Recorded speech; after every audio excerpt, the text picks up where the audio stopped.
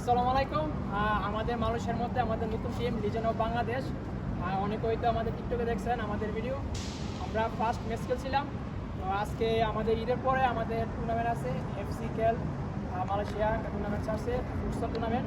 সেই টুর্নামেন্টে লোকে আমরা আজকে ফুটসাল ট্রেনিং করতে আসছি আমাদের যারা আমাদের লিজেন্ড অফ বাংলাদেশের যারা সদস্য আছে সবাইকে নিয়ে।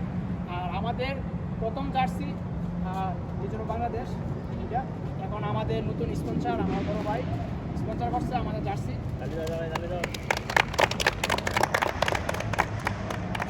লিজেন্ড অফ বাংলাদেশ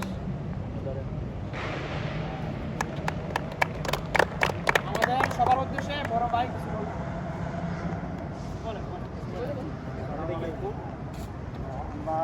নতুন টিম লিজেন্ড অফ বাংলাদেশ নতুন টিম। এর আগে প্রথম একটা ম্যাচ খেলছিলাম। তো আমাদের সেকেন্ড ম্যাচ ঈদের পরে টুর্নামেন্ট আছে বিডিএফসি খেলে। আমরা টুর্নামেন্টের জন্য প্রস্তুতি ট্রেনিংয়ে আসছি।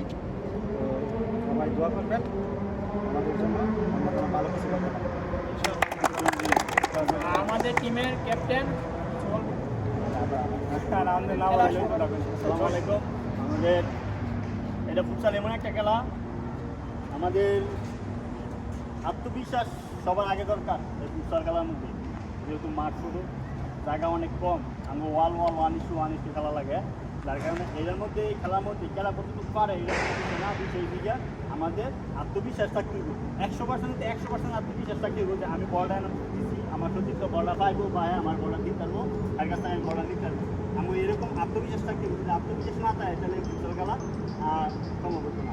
তার কারণে আমি সর্বপ্রথম আত্মবিশ্বাস করতে হয়। যদি আমরা 100% আত্মবিশ্বাস না তাহলে আমরা এটা খেলতাম, কারণ আমি ওইটা জায়গা কম, জায়গা নিয়ে ওয়াল করে 1:1 তার কারণে আমরা 100% আত্মবিশ্বাস থাকতে, এটাই সবচেয়ে বড় কথা।